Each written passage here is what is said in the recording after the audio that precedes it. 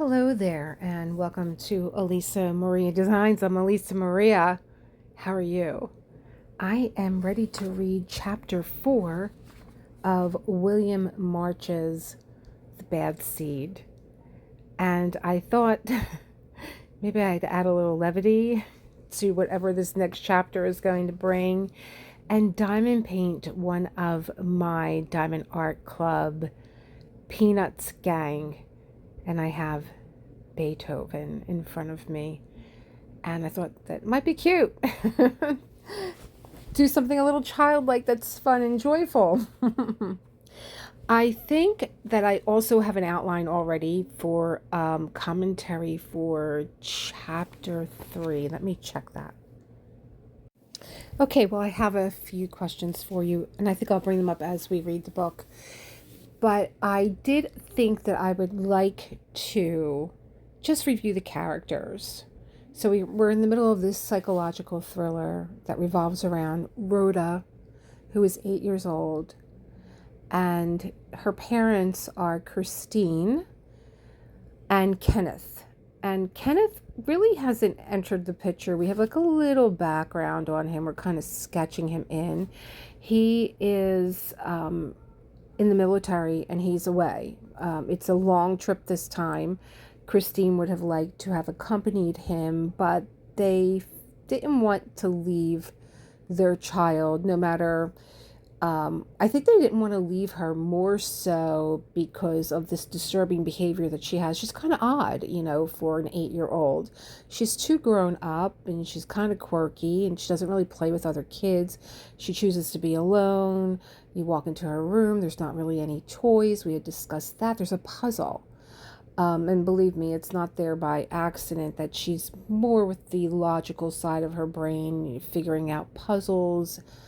And even though Monica, who lives upstairs from the apartment that Rhoda and her family live in, the Penmarks, it's Kenneth, Christine, and Rhoda Penmark. The Penmarks live on the first floor of Monica Breedlove's home. She lives on the second floor with her brother, and Monica and Emery's, who is her brother, adore Rhoda. And even though they adore her, the Penmarks still would have felt uneasy leaving Rhoda with them. And I was talking to John about this, and he's like, Elisa, how odd was it anyway, when we were growing up, that our parents would have left us with anyone, like not even grandparents, You just didn't leave your children and go, on a trip. So they are the main characters. Christine, the mom, Rhoda, the daughter, Kenneth, again, he's away. He's on a trip for the military. And then we have Monica, who not only shares an apartment upstairs with her brother, she's also the landlady.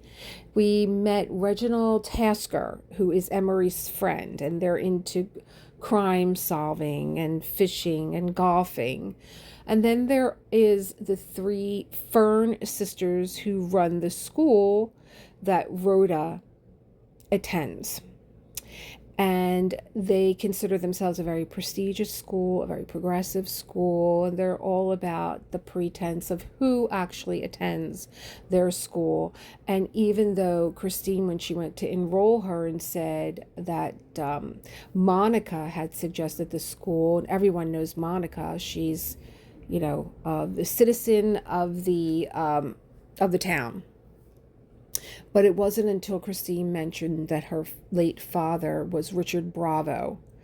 And, the esteemed Richard Bravo's granddaughter, of course, is welcomed in our school. They even had like a little library of his books. So that's how Rhoda got into this school.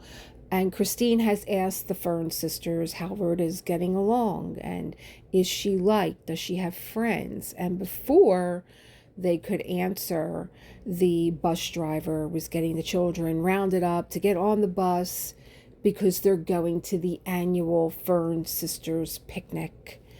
And they were going to tell her that no, she's not really liked, and no, she doesn't have any friends at all. So we're starting to see Christine in a way unravel. She's just filled with this dread. She overhears conversations. Um, she is having lunch with Monica and her brother and his friend Reginald Tasker, and they're like crime fighters. They write these crime stories. They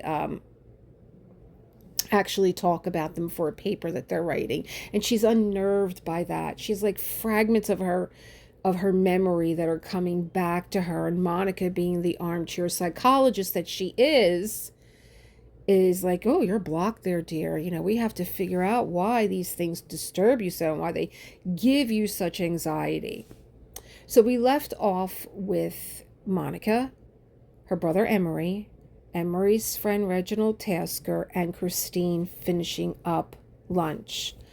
And Emery gets up, it's 3 p.m., to put the afternoon news on the radio, and the news is being reported. And then all of a sudden, there's news of this tragedy that happened at the Fern School, that one of the children was walking along the pilings and drowned. And Christine is, this woman is already filled with dread and anxiety. It doesn't take much. She is in horror that it might be Rhoda, and it's Monica that says, no, this is not Rhoda. Rhoda is too self-sufficient. It was some other child that didn't know any better. It's not as smart as Rhoda that went and got themselves, in the situation where they're no longer with us. And Christine has now gone downstairs to her apartment, and she's waiting for Rhoda to come home. And I believe that this chapter kind of ended the way that chapter 1 began, with Christine, looking out the window and reading a letter from Kenneth and writing him back. And March ended this chapter with the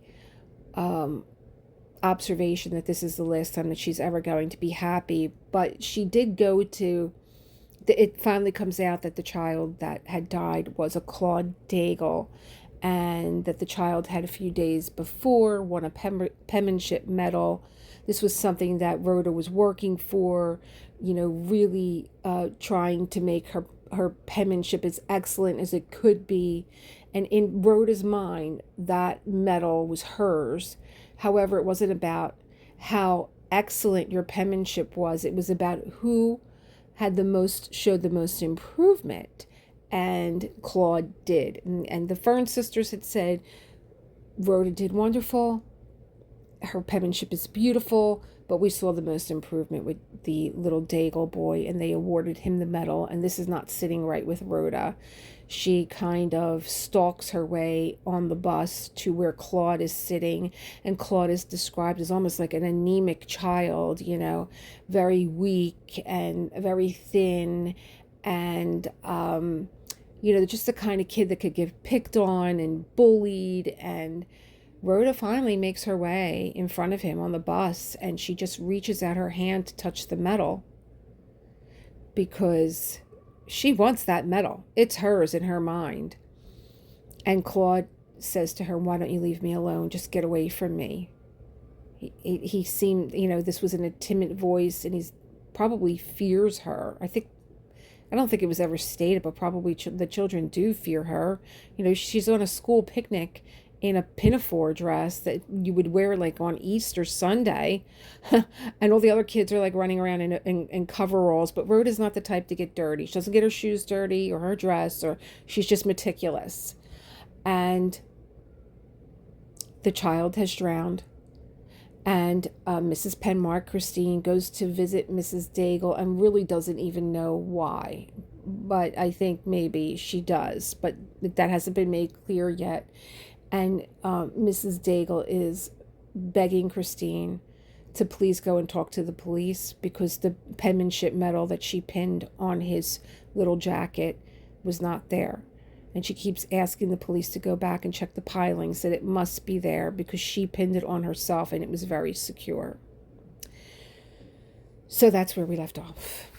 And so let's begin. When Christine returned home, Rhoda was curled up in one of the big chairs studying her Sunday school lesson for the following day, her lips shaping aloud the text that she had read. She went each Sunday with the little Truby girls who lived across the street to the Presbyterian Church on Lowell Street, and she was ardent in study and faithful in attendance as well. Her teacher, Miss Belle Blackwell, believed in encouraging both attendance at her class and seriousness of the purpose in her pupils through a series of small rewards. Each time a child came promptly to the Sunday school room when the second bell rang and knew the lesson printed on the back of the illustrated card which had been distributed in class the previous Sunday, she surrendered the card temporarily, and Miss Blackwell pasted a gold butterfly on it as a testimonial of the piety and application. When a child had 12 of these cards, with their 12 golden butterflies, she was given a pleasant and instructive reward in return. The lesson this particular Sunday was concerned with one of the bloodier precepts of the Old Testament. It centered around the damnation and most cruel destruction of those who had been unable or unwilling to conform blindly to some of the Hebraic party line of that day. And when Christine sat quietly beside her daughter under the lamp, her mind still fixed on the suffering of the Daigles, Rhoda passed the card on which she was to be examined next morning to her and asked that her mother question her about it. Christine read the text slowly, shook her head and thought, is there nothing but violence everywhere? Is there no real peace anywhere in the world? She wondered if her daughter should be taught such things, but sighing in a gentle protest, feeling that others surely knew more about these matters of faith than she did, she asked her daughter the questions required. Rhoda had learned her lesson well, and smiling her charming, shallow smile, she nodded in triumph, and going to her treasure box, she returned with the 11 butterfly-starred cards she'd already earned. I'm sure to get a prize tomorrow, she said. I'm just sure to. What do you think it'll be? Will it be something quite nice? It'll be a book, I guess, said Rhoda. Miss Bell always gives a book that improves the mind. The anticipation of possession was already in her face, and gathering her cards together, she returned them to their original place in her dresser drawer. Later, Miss Penmark read the afternoon paper and went to bed early, but she found it hard to sleep, for Hortense Daigle's tear-stained, disintegrating face kept coming in the dark before her eyes. But at last she did fall asleep, and had a dream which disturbed her, but which she could not remember afterward. She got up earlier than she usually did on a Sunday morning, the liquid, triumphant sound of church bells in her ears, and fixed breakfast for her and her child. Later that day, when Rhoda returned from church, she had her prize tucked under her arm. It was a copy of Elsie Dinsmore, and, going at once to the park, she opened her book and began eagerly to read, as though she hoped to find there an understanding of those puzzling values she saw in others, values which, though she tried her best to simulate them, were so curiously absent from herself. But the book bored her after a while, and returning to the apartment, she sat at the piano to practice her scales. Her teacher said she had almost no musical ability. In the true sense of the word, she had only patience and tenacity, but she would play acceptably some day, more accurately perhaps, than children with talent. At noon, old Mrs. Forsythe, who lived across the street, brought over a tray of lemon meringue tarts she just baked. She knew that often a woman didn't feel in the mood to prepare for herself or her child, particularly if the child were a little girl, with the man of the house not there. These little extra treats, and She thought perhaps that Christine and Rhoda would enjoy the tarts for lunch, since they turned out quite well this time. It was such a pretty day, too, and if Mrs. Penmark had planned to go out, she'd be glad to keep an eye on Rhoda. It would be no trouble, really, for her grandchildren were coming over that afternoon, and one more would hardly make any difference. Mrs. Penmark, the depressed direction of her thoughts broke for a time, bent forward impulsively and kissed the old woman on her forehead. And Mrs. Forsyte, returning to her own apartment, said softly to her husband, "Christine is a very kind, gentle woman. She's a nice neighbor to have." The funeral of the Daigle boy was held on Monday, and an account of it was in the afternoon paper. The grave had been banked with floral tributes, but the most imposing tribute of all had come from the children of the Fern Grammar School, which he had attended. Each of his little classmates had contributed to the beautiful blanket of gardenias, which had lain first on the coffin and later on the grave itself. Mrs. Penmark folded the paper and put it on the hall table, thinking it strange that nobody had asked for a contribution from Rhoda. She wondered if the oversight had been a deliberate one, and then she thought, I'm paying too much attention to this thing. There was no intention back of it. Perhaps one of the Miss Ferns had telephoned when she was out, although that did not seem likely. Perhaps Rhoda's name had been accidentally left off the list. Perhaps she decided to ignore the slight, although the implications hurt a little, and, turning away, she told herself that she would not speak of it, not even to Monica or Emery. That afternoon she decided to go shopping, and taking Rhoda with her, she drove into town.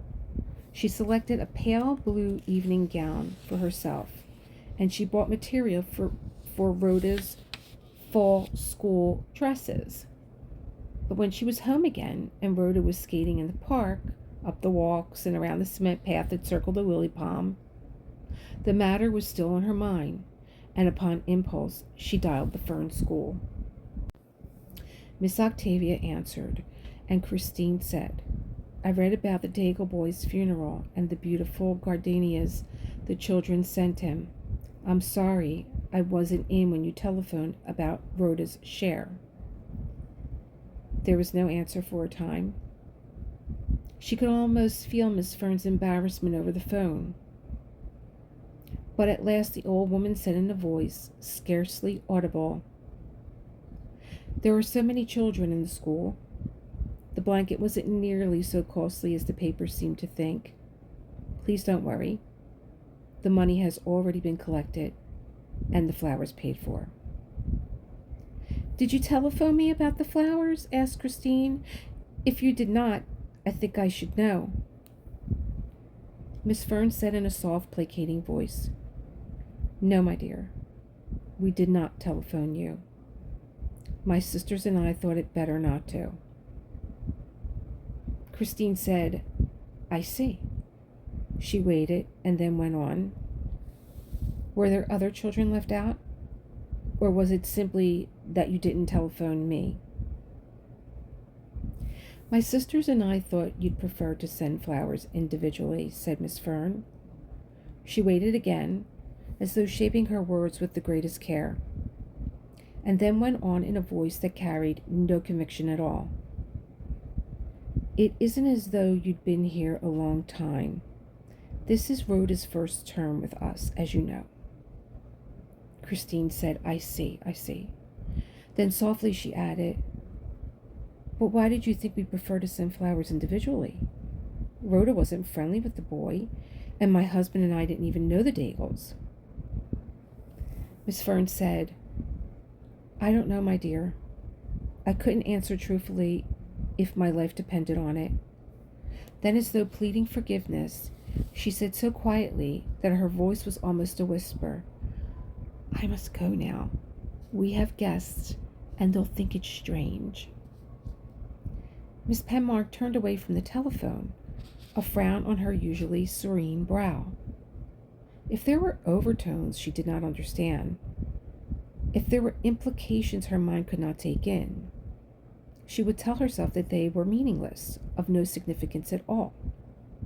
She would tell herself it was simply an oversight. She would not even refer to it when she wrote her husband. After all, she reminded herself Kenneth had his problems too, and this certainly should not be one of them. She sat at her desk and wrote him a bright letter full of gossip about the people they both knew. She missed him greatly, as always, but was consoled in the knowledge that their lives held many years in which they would not be separated at all, years of contentment and peace. She affirmed the unalterable fact that she loved him. I'll dismiss the Dagle drowning and everything connected with it from my mind, she said to herself. It was sad and unfortunate, but after all, how can it concern me very deeply? A week later, Mrs. Penmark got a letter from the Fern School. The letter was brief, courteous, and to the point. It said in substance that the school, to its regret, found its membership filled, its rolls closed, for the term commencing in September, and it would not, therefore, be able to make a place for Rhoda. The writer was sure that Mr. and Mrs. Penmark would experience little difficulty in making other arrangements for the child, and again with regrets and sincere good wishes, she was most cordially, Burgess Witherspoon Fern. That day, Christine went about in a preoccupied manner, the note constantly in her mind. In the afternoon, she showed the note to Mrs. Breedlove, asking her advice. Mrs. Breedlove said, "The longer I live, the more I see, the more I'm unable to understand the tight little minds of people like the Fern girls." She tossed her pebble over her shoulder and went on. "The truth of the matter is, Rhoda is much too charming, too clever, too unusual for them. She isn't like those simpering little neurotics who believe everything that's told them and never have an original thought of their own. Rhoda stands on her own 2 feet and makes her own decisions, I may add. She's all of one piece.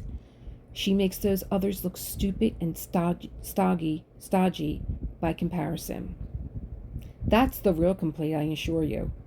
She lit a cigarette, and in the silence, Christine thought, "Monica loves Rhoda, and she loves me too. When she loves anybody, she can never see any wrong in them. She's completely loyal. She's a wonderful friend to have." Mrs. Breedlove said, "If I were you, I'd send Rhoda to a public school next term. But if you think she won't meet the right sort of companions there, then we must arrange a private tutor for her. Anyway, I'd forget the matter for the time being. I wouldn't even answer Burgess Fern's insolent note." But Christine went about with a feeling of panic in her breast, as though the incident of the Baltimore school were about to be renewed. To herself, she said for reassurance, "It's nothing like that. If it were, they would have said so long ago." Nevertheless, she felt there were things she did not understand, facts which the Fern sisters had, perhaps, but which had been withheld from her. And on the third afternoon, as though the matter was a most casual one, she telephoned the school and asked for an appointment in order that she might talk things over with the sisters. Miss Claudia ushered her into the big former parlor and said, as though with reproach, "As a usual thing, we'd be at Benedict this time of year, but the death of the Dagle boy has ruined the summer for us." "I'll never go there again," said Octavia firmly. "The place is spoiled for me now." She pulled a bell cord, and almost at once a maid came in with tea and bread and butter. When the servant had gone, Christine said too abruptly she felt that she couldn't get the thought out of her mind that the drowning of the boy and the dismissal of Rhoda from the school were somehow connected. The thing puzzled her, and she wished they'd tell her frankly if this were or were not true. "But why do you think there's a connection between the two events?" said Miss Octavia. "My sisters and I haven't intimated such a thing, I'm sure. Then may I assume there is no connection? Miss Octavia sipped her tea and said that this particular situation was one she had earnestly hoped to avoid. She could not see what was to be gained, how anyone could really be served by discussing it further. But since Miss Penmark had brought up the matter and wanted the truth, she had to confess there was a connection, a most definite one, between the two things. Miss Burgess said the buses hadn't even started before Rhoda began teasing the boy. She wouldn't give him any peace. She hung over his seat and breathed down his neck, staring at the metal all the time. The child sitting with Claude got up and moved finally, and Rhoda took the vacated seat at once. She wanted Claude to take off the metal and let her hold it for him. But he covered the metal with his hand and said, "Let me alone, let me alone." She became so insistent, said Claudia Fern, that I finally had to take her by the arm and make her sit by herself, up near the driver, as far away from Claude as I could get her. But even then, she twisted her neck around and looked at the metal the whole time. Mrs. Penmark sighed and said, "Rhoda is certainly an aggressive child, and a selfish one too, I'm sure. But then our world seems to be full of selfish and aggressive people. My husband and I hope that she'll outgrow these things in time." "That isn't all, I'm afraid," said Burgess Fern. "When we were at the bay and the other children were shouting and playing games together, Rhoda did nothing but follow the boy about, making his life miserable. She didn't say anything to him. She only stared at the metal. And at last the little boy, who was nervous and not strong at all, as we know, began to trouble so badly that I had to call him to me and told him to pay no attention to Rhoda. Then he did a peculiar thing which I thought about a great deal since his death. He took off his medal and asked me to keep it until the picnic was over." "Did you do it? Perhaps the medal isn't lost after all." Miss Octavia rang for more hot water, and after the maid had gone, Miss Burgess continued, "No, I didn't do what he asked. I pinned the medal back on his shirt and told him to develop more confidence in himself. I reminded him that the medal belonged to him and nobody else. He had won it fairly. It was his. He had every right to wear it." She walked to the window and looked out at the garden beyond. "I called Rhoda and talked to her as well. I told her that her behavior was rude, unpardonably rude, and not what we expect from our pupils." Miss Claudia took up the story. "I joined my sisters about that time and gave Rhoda a talk on courtesy and fair play. But she only looked at me with that puzzled, calculating expression we've all come to know so well, and said nothing." "She's not an easy child to understand," said Christine. "If we went wrong with her somehow, it isn't surprising, I suppose." "I hoped my talk would make some impression on her," said Claudia. "But not an hour afterward, one of our older pupils came on Rhoda and the little Daigle boy at the far end of the grounds. The boy was upset and crying, and Rhoda was standing in front of him, blocking his path. The other girl was standing among the trees, and neither of the children saw her. She was just at the point of intervening when Rhoda shoved the little boy and snatched his medal. But he broke away and ran down the beach in the direction of the old wharf, where he was later found, with Rhoda following him. Although she wasn't running, she was walking along, taking her time," the big girl said. "Did it occur to you that the big girl you mentioned might not be telling the truth?" "That isn't at all likely," said Miss Claudia. "She was one of the monitors we appointed to keep an eye on the younger children. She's almost 15, and she's been with us since her kindergarten days. We're familiar with her character by this time, and it's excellent. No, Miss Penmark, she was telling precisely what she saw." Miss Octavia said, "A little later, it must have been around noon, one of the guards saw Rhoda coming off the wharf. He shouted a warning, and was on the point of going to her, but by then she was on the beach again, and he decided to forget the matter as it didn't seem very important under the circumstances. It was true, she went on. The guard had not identified Rhoda by name. He knew the names of none of the children, actually, and at that distance he couldn't have identified anyone positively, whether he'd known them or not. He only mentioned a girl in a red dress, and since Rhoda was the only girl who had worn a dress that day, they had reasonably assumed that she was the one he had seen. Miss Octavia's old, tottering spaniel came wheezing across the room. She picked the dog up and held it on her lap while the animal thrust its tongue out weakly and tried to touch her cheek.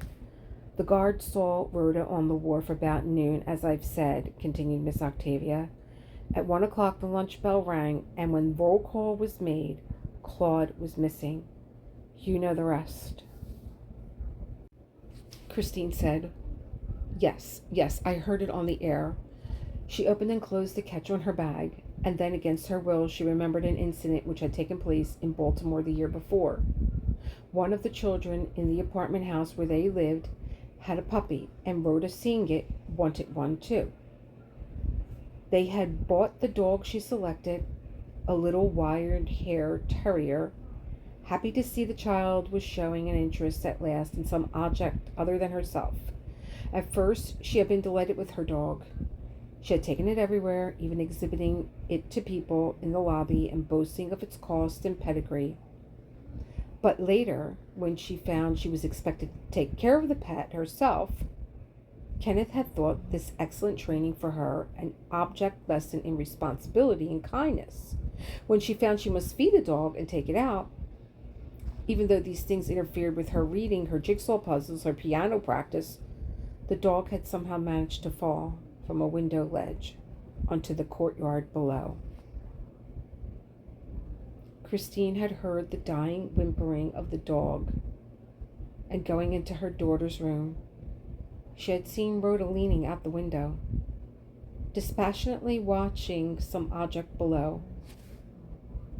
She had joined her daughter, and there, 3 stories below, was a little terrier with its spine crushed. She said, What happened? What happened to the dog? But Rhoda had walked away as though the matter concerned her not at all. At the door she paused and said, It fell out the window, I think.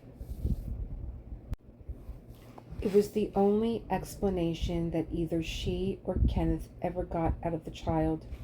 But now, remembering the incident, sensing some vague connection between the two accidents, Mrs. Penmark felt a sudden anger rising in her. Her hand trembled, and her teacup rattled in its saucer. She looked around her, as though somebody were about to attack her. Carefully, she put down her cup, closed her eyes, waited until she knew her voice would be as detached, as soft, as gentle as the voices of the Fern sisters, and said, Are you hinting that Rhoda had anything to do with the boy's death? Is that the purpose of all this? Her words had an odd effect on the Fern girls. They glanced at one another in astonishment, as though their guest were demented. Why, of course not, said Miss Octavia in horror. That would be impossible. An 8-year-old child mixed up in a thing like that? Oh, no. Such a thing never entered our minds. If we thought anything like that, said Miss Claudia, we would have been compelled to notify the proper authorities. Burgess smiled and said, Oh, nothing so melodramatic as that, Mrs. Penmark. Our complaint is that Rhoda is evasive and didn't tell us the whole story. We feel she has knowledge that she's told nobody. Miss Octavia broke off a piece of sandwich, fed it to her dog, and said that they had been very fair to the child, and had given her every chance to explain. They had questioned her at length after the tragedy, and she had denied everything with a straight face. She denied harassing the boy in the bus. She denied trying to take the medal in the woods. She denied being on the old wharf at any time. She had been so innocent, so plausible in her denials, that for a time the sisters had doubted the evidence of their own senses. Christine said, "I see, I see." Then the Fern sisters continued to talk of the affair. Her mind went back to the child's expulsion from the school in Baltimore. Her husband had made light of the matter, perhaps for his comfort as well as her own. Many children took things he said. He had taken things himself as a child. He had turned out all right, at least reasonably so. It was nothing to be concerned about, even if true. And insofar as lying was concerned, that was part of growing up, part of the process of children, particularly imaginative children. They had comforted each other and had accepted these solutions, but in their hearts they knew the differences. Children took fruits from orchards and flowers from lawns, and the lies they told were magical lies of the imaginary worlds they lived in at the moment. There were none of these qualities in her own child.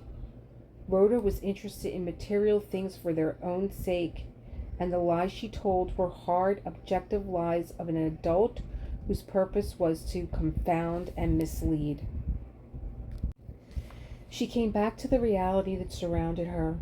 Miss Burgess was saying, "We're sorry all this had to come up, or that Rhoda's connection with our school had to end this way, but we feel that Rhoda is not a good influence on our other pupils, whose interest we must consider too.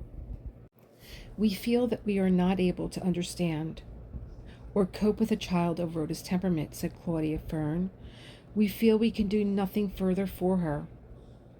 Miss Octavia rose as though bringing the interview to a close and said, "We feel your little girl would be happier somewhere else. Frankly, we do not want her in our school any longer." Christine was depressed and a little anxious when she returned home. To calm herself, she made a cup of tea which she drank at her kitchen table. From where she sat, she could see both the playground and the wide paved courtyard at the back of the building.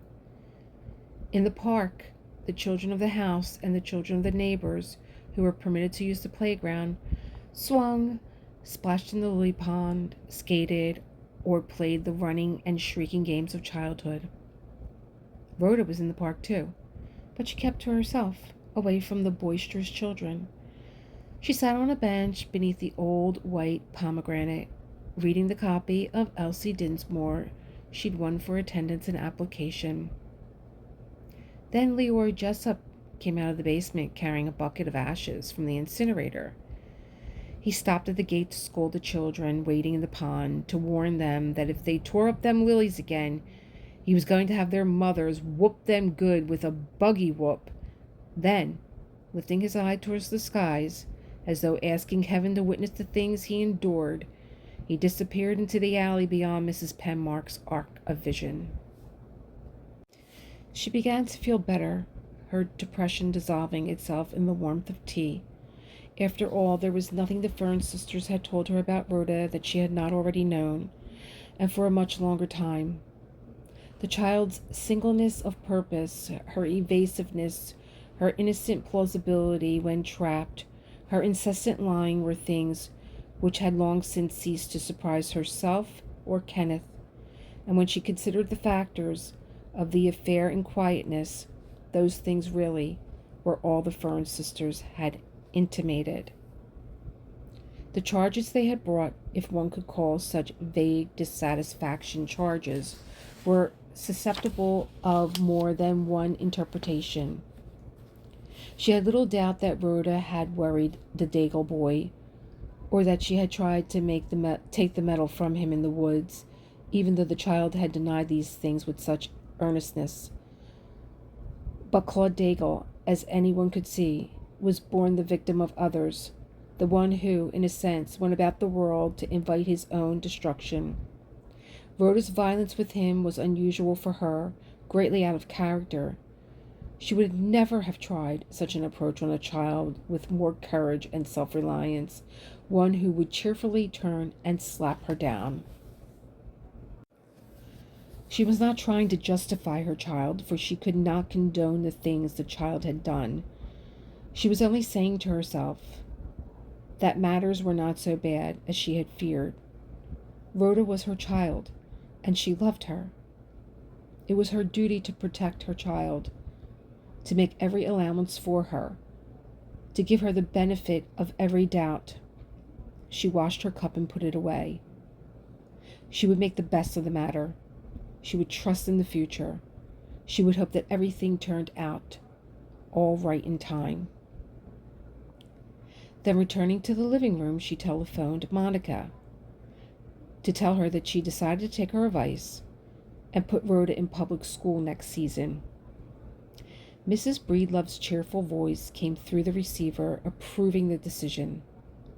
Then, lowering her voice, she explained that Mildred Trellis and Edith Markison were in her apartment at the moment. They had called to discuss a clinic for the treatment of alcoholics, which she was trying to establish. She had known Mrs. Trellis and Mrs. Markison all her life. They were charming girls of excellent families. But what was more important for her present purpose, they were stinking with money. The trouble was, Emery had come home earlier than she'd expected, bringing with him that Reginald Tasker, and they were interfering with her plans. They'd been in town drinking, and Emery at least was high. It wasn't that they were acting common or using objectionable words. This wouldn't bother her friends in the slightest, for they were both well-read ladies. They were simply sitting together over by the ferns, making silly comments behind their hands at regular intervals. Emery would get the sherry decanter and fill the glasses of her visitors. She giggled and wondered if Christine would come up and divert the attention of the boys until she could put the squeeze on her wealthy friends. Put on your new high-heeled pumps with the little leather bows in front, and see that the seams of your stockings are straight. Emery admires you to distraction. He says you've got the best legs in town. The men met her at the door, took her into the kitchen, and fixed her a drink. "Why is it," asked Reggie, "that real pretty girls like Christine never go around talking about their unconscious minds?" Emery kissed her loudly on the cheek and said, "This one's got it, hasn't she, boy? This one's really stacked."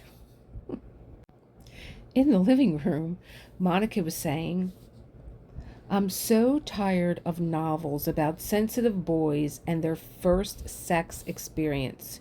You know how it is, Edith. They slink home in disgust, feeling degraded and guilty. Sometimes they flip their lids, sometimes they jump out windows. They're all so delicately adjusted and refined." Mrs. Markison took a swallow of sherry and said, "Sex is a wholesome and normal experience." One of Reginald's long, pale eyes was set a little lower than its mate, like a migrating eye of a flounder at the beginning of its journey. He patted Christine's shoulder and said, "Is everything under that black satin dress really you?" Christine took her drink and said, "I get it from the upholsterer. He comes in twice a week and fluffs me out." She laughed and pulled away, thinking, Rhoda probably did follow the boy down the beach. Maybe he ran out to the wharf to get away from her, and she followed him. Maybe he backed away from her and fell among the pilings. I don't know whether this is happening or not, but anyway, it's the worst thing I've ever had to face. Now, the sort of book I'd like to read, continued Mrs. Breedlove, is one about a boy who hasn't a smidgen of delicacy in him. She took a sip of her glass, giggled, and went on. "My little boy is an ordinary, nasty little boy who's going to be an ordinary, nasty little man when he's grown. He works in a grocery store after school, I think, and he saves his nickels and dimes until he's got enough for his first visit to the town whore, who's old and fat and hasn't had a bath all over since Armistice Day. Mrs. Trellis laughed shrilly. Then, as though realizing how loud her voice sounded in the room, she composed herself, sat up in the chair, and said, "If you'll write it, I'll buy 1,000 copies." Christine thought, but if the boy backed off into the water and Rhoda was there, why didn't she call out to the guard who saw her on the wharf? Why did she run away? Why did she leave the boy to die? She turned her head and shuddered inwardly. "I won't keep going over this," she said to herself. "It's strange and terrible. I won't think about it again." "My nasty, average little boy," said Mrs. Breedlove, came out of a place smirking and rolling his eyes. He whistled and swaggered from side to side. He's wondering if he can talk his old man into letting him quit school and take a full-time job at a bag factory. That way he can make more money and pay more visits to the greasy old whore who's just taken his virginity. My boy's going to be such a dear, normal boy. Emery stuck his head out and said, "If you girls are going to talk dirty, Reggie and I'll have to leave the room." The girls went into whirlwinds of laughter, and Monica, catching his eye, shouted for him to open another bottle of the good sherry as her guests wanted another sip before they got down to business. Then, turning to Mrs. Markison, she said, "I want to apologize for Emery's condition, my dear. Emery's drunk." Emery dropped an ice cube, kicked it under the stove, and said, "Well, look who's talking." While he got out the sherry, Christine and Reginald came into the living room and sat down. Christine said she'd been thinking about the conversation they had the last time she'd seen him. He told a story then of a woman who poisoned her niece for insurance. What she wanted to know now was, when did such people start their careers? Did children ever commit murders? Or was she correct in assuming that only grown people did such dreadful things? Reginald thought that this was not the best time for a discussion of such serious matters, but if she was really interested, why not telephone him or drop by his apartment for lunch someday?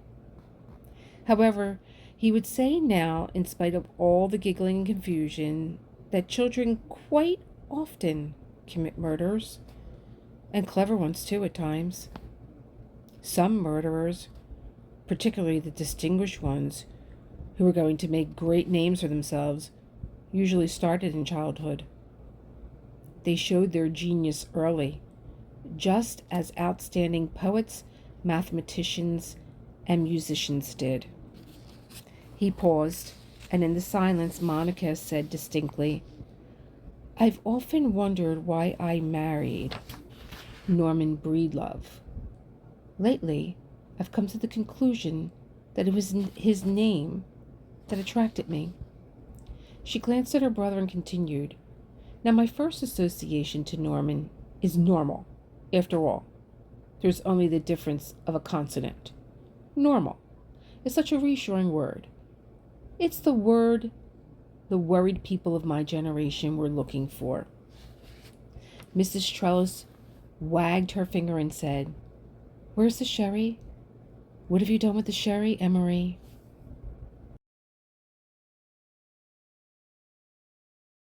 Mrs. Markison, who looked more like a dowdy old farm woman in town to sell her vegetables than a woman of wealth, tilted her battered old hat with the back of her hand and said, "I wonder what young people talk about these days. When we were young, at least we had sex and social betterment to occupy our minds. I've got a feeling that young people now don't talk about anything except television and canasta." Monica waited tolerantly until her guest had finished and then went on.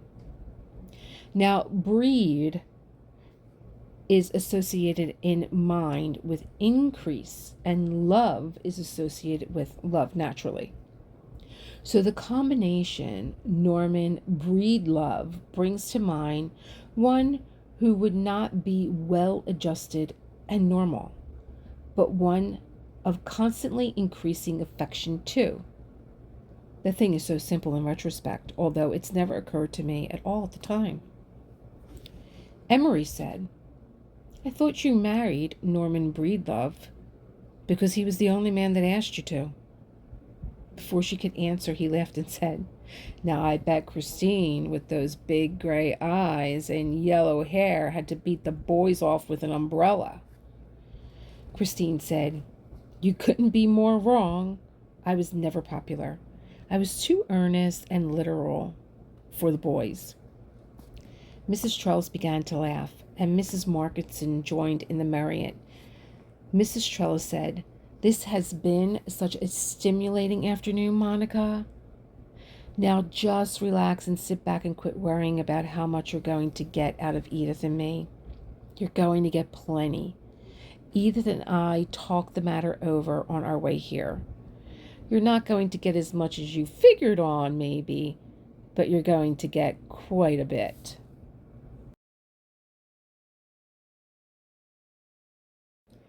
Emery said in a voice audible to all, Those 3 old bags are as drunk as owls. They got away with 1.5 quarts of sherry. The 3 rose and stared at him oddly. Monica steadied herself, put on her glasses, and said, Let's go into the library, girls, where we can be by ourselves. We have pens and paper and blank checks on every bank in town. They put their arms about one another's waist and walked away, but as they passed through the big, old-fashioned folding doors, they turned their heads at the same moment, looked back, and screamed in laughter. Christine put down the drink she had hardly touched, thinking, But suppose she followed him to the end of the wharf, and Claude, rather than let her take the medal, threw it in the bay. Suppose she picked up a stick or something and hit with it, knocking him into the water, stunning him and leaving him to die there. Suppose she lowered her head and gripped the arms of her chair, for already despair and guilt were nibbling like mice at her mind. It was almost 5 o'clock, and Rhoda should be returning from the playground soon. She called out to Monica that she was leaving, and Mrs. Breedlove, abandoning her friends in the library, came back to the living room at once. Aren't you afraid, a pretty little thing like you, to live on the first floor without a man to protect you? Asked Reggie. It isn't really the first floor, said Monica. Those front stairs rise quite a bit, if you'll notice, and underneath there's an enormous basement that's mostly above ground. Christine's window is about 10 feet from the ground, really. I'm not at all afraid, said Christine. Kenneth bought a pistol for me, and I know how to use it. She smiled and said, I was surprised that anyone can have a pistol here, if he wants it. In New York, having a pistol is one of the worst things you could possibly do. You have to have a permit, said Emery. That's it. Everybody but the crook that shoots you has to have one. Now, we were more civilized in this state. We believe in giving the victim a chance, too. Mrs. Penmark came into her apartment and stood idly. She kept repeating under her breath, as though her denials were a charm to save her. Everything is all right. There's absolutely nothing to worry about. I'm making a lot out of nothing at all, and I usually do. I'm being quite silly. It was getting dark in the rooms that faced the east, and she turned on the light, thinking, My mother used to laugh and say I could make mountains out of a molehill without half trying. I remember once in a hotel in London, my mother was talking with some people she knew, and she put her arms around my skinny shoulders. My mother was always such an affectionate gentlewoman, and said, Christine bothers about the strangest things. I don't remember what she was referring to now, but I did know at the time, of course. She went about her house, performing the usual automatic tasks of late afternoon. And then, standing still in her living room, she shook her head stubbornly and thought, there's no reason to think Rhoda had anything to do with the death of the little Daigle boy.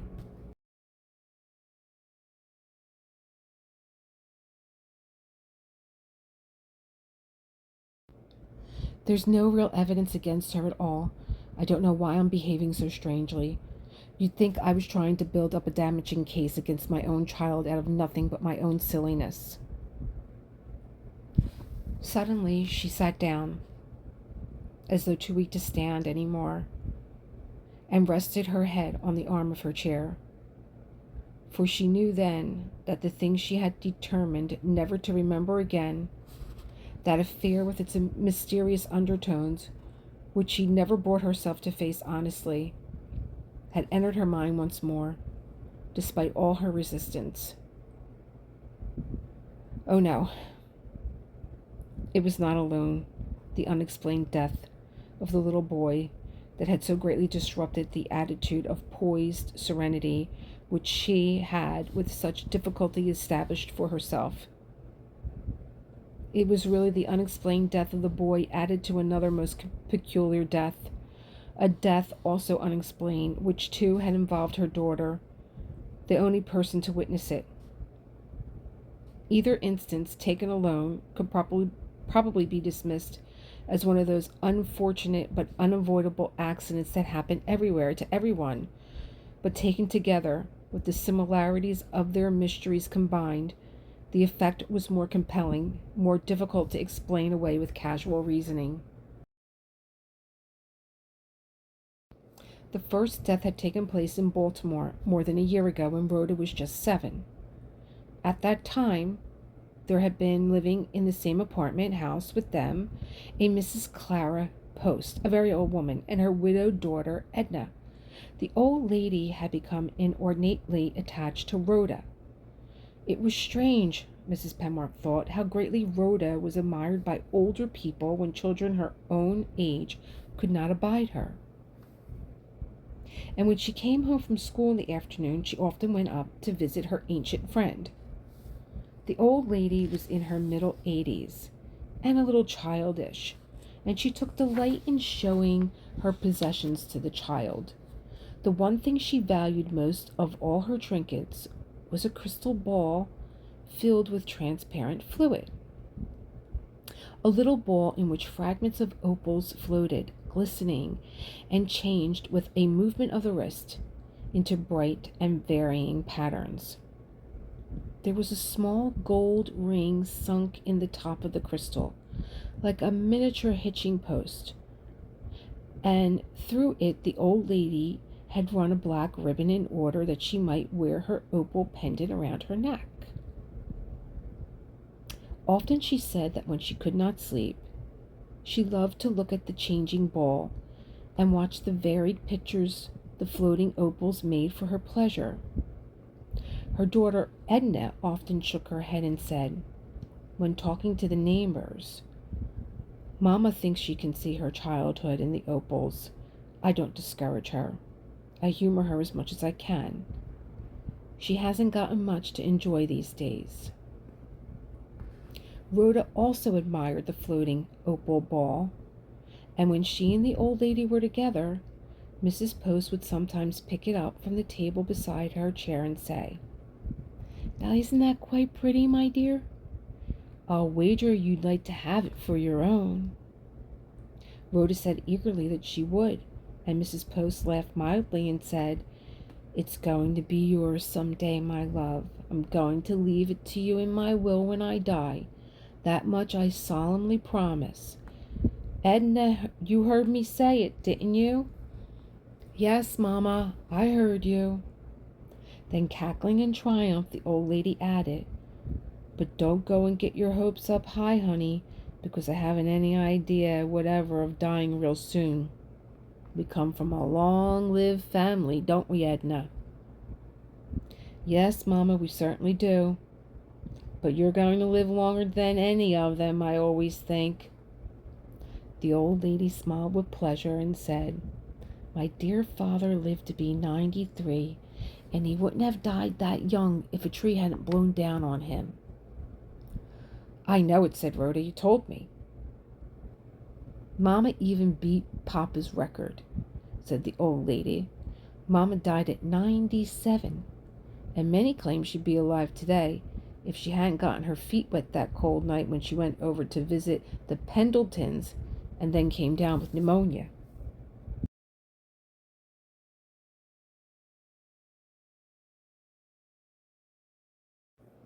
And then one afternoon when Edna was shopping at the supermarket and the old lady and Rhoda were alone together, Mrs. Post somehow fell down the spiral back stairs and broke her neck.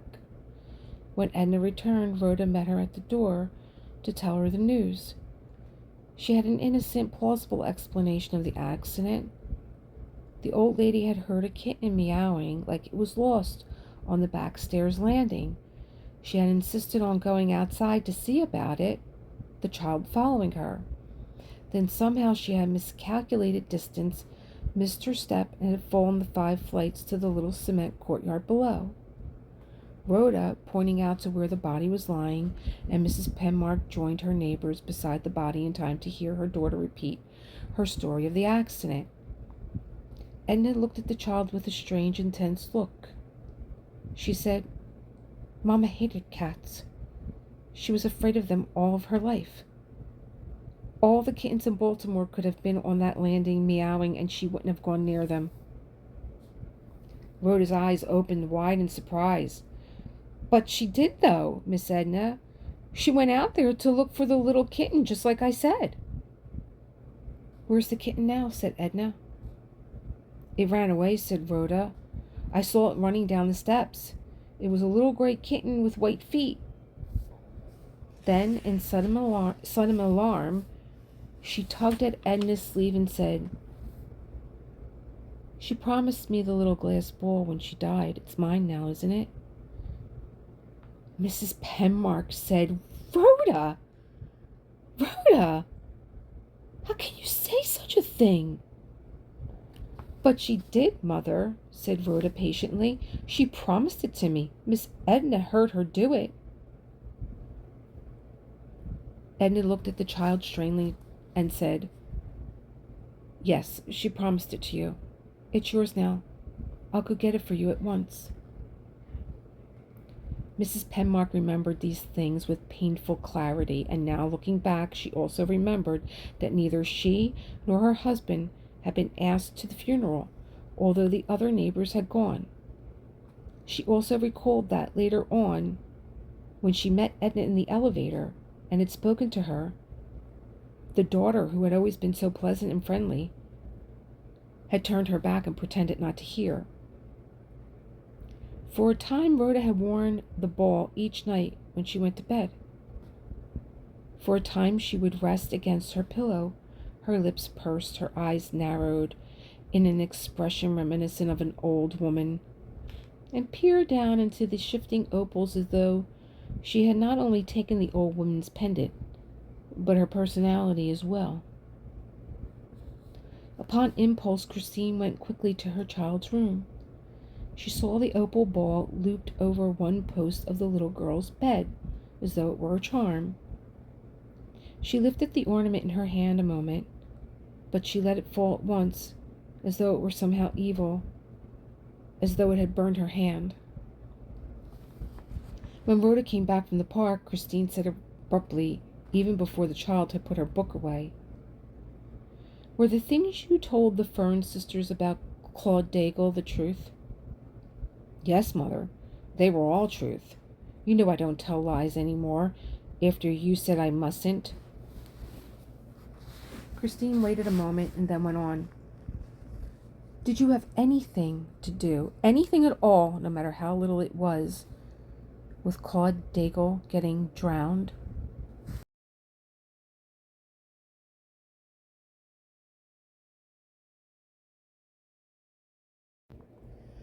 Rhoda stared at her, an expression of surprise on her face, and then said cautiously, What makes you want to know that, Mother?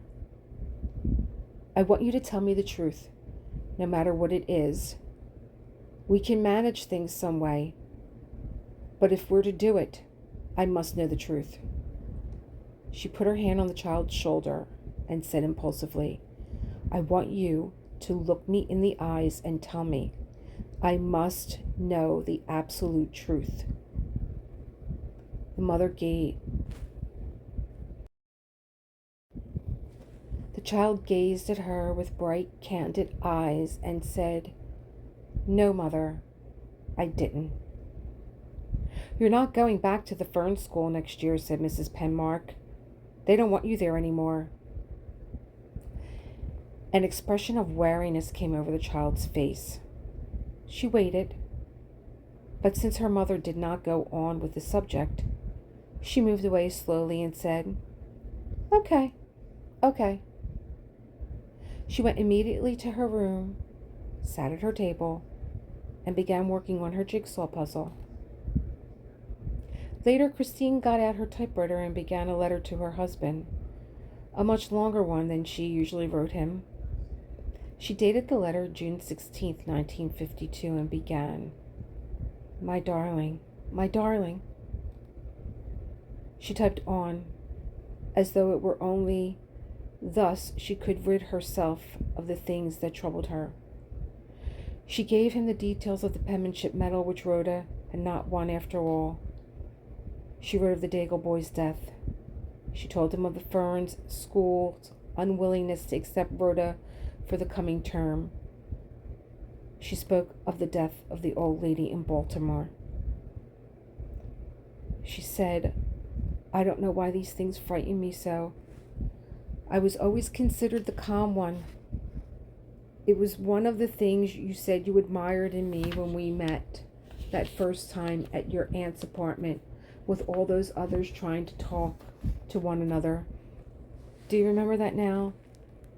Do you remember the things you said to me the next evening when we went dancing together? I remember them, my darling. I remember them all.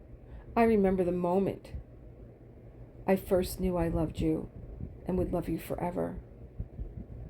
Don't smile at my silliness, but it was when you picked up your change, looked up sideways and smiled at me. That was such a happy evening. But I feel now as though I've been caught up in some dreadful trap I'd not expected at all, one I can't escape one. I feel as though I have something to face which I haven't the strength to face. There are so many things, so many intangible things. I can't explain it to you, or even put into logical everyday thought for myself. You must not jump to any conclusion based on the things I've told you in this long letter, because these things, as you can see, are susceptible of more than one interpretation. But I keep seeing old Mrs. Post after she fell while Rhoda was visiting her. And I keep seeing in my mind's eye at least the bruises on the Daigle boy's forehead and hands. I don't know. I tell you, I simply do not know. I wish you were here with me at this moment. Then you could hold me in your arms and laugh at my silliness.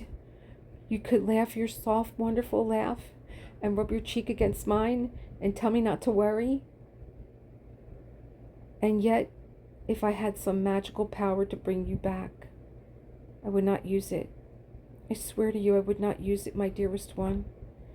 My darling, I am deeply worried. What shall we do? Write and tell me what I must do now. Write at once. I did not know I was so vulnerable.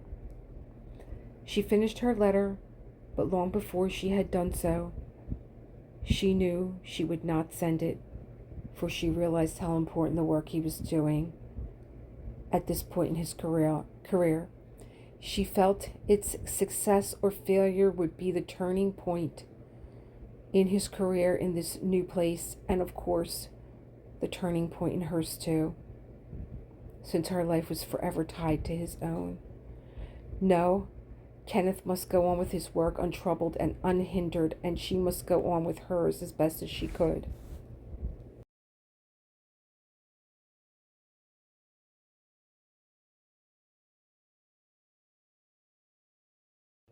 The problem with Rhoda was basically her problem, and she must solve it. She must manage somehow. She addressed the envelope, sealed it, and put it in the drawer of her desk. The drawer she always kept locked, aligning it evenly with the pistol she also kept there. She felt better afterward. Perhaps she was making too much of imponderables. Perhaps. That is the conclusion of chapter 4.